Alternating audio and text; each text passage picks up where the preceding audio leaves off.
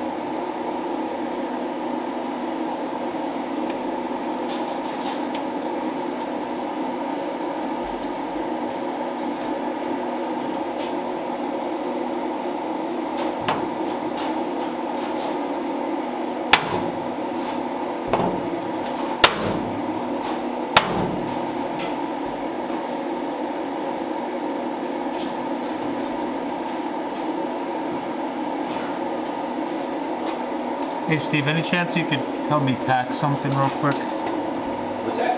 Can you help me tack weld something? Yeah. So, Absolutely. probably need you either basically trying to push right there. Okay. So I could be on this, you might be able to stand right here. Right here. No, you might be able to stand right here. Right there. And basically push it on that bottom corner to get everything to line up. So push in, you should suck it. Yep. Looks pretty good there. Yep, that's what I'm looking for. Ready when you are.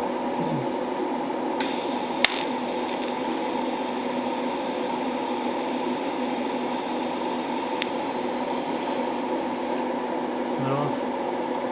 Yep.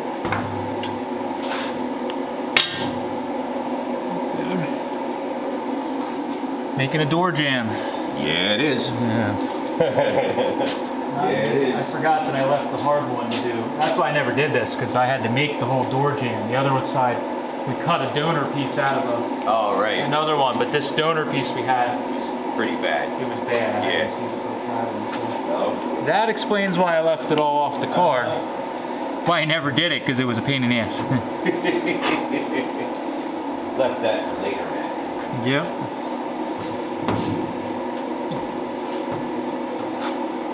Later, Adam. Yeah. Yep, he's taking care of it now.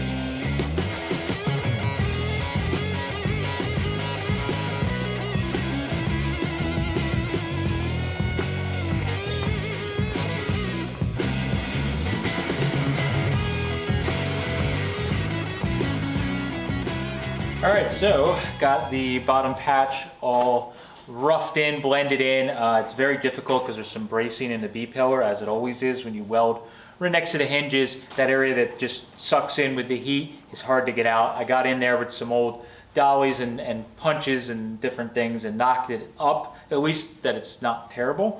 But most importantly, we don't have big holes in here. We have the rear quarter is now attached to the rocker strip. The door jam's all blended in and then spot welded to the inner B-pillar bracing, and yeah, another little step and it's a lot sturdier. Now the door, of course, is a mess on this thing. We've talked about that since the beginning. So down here the door is still sucked in a little bit. Not quite sure what we're going to do in that with that yet. Biggest thing is we're trying to get all the major holes and issues fixed on this car and get Mike on the road. So this is something that we didn't want to have a big fist-sized hole in the door jamb there, so we got that taken care of. We're going to move around the car and keep doing that. So going to try and put some time in on this car and get the exhaust done, the rest of the welding and rust repair finished, and get him hopefully driving this summer. That's the goal. So thank you guys for following. Catch you later.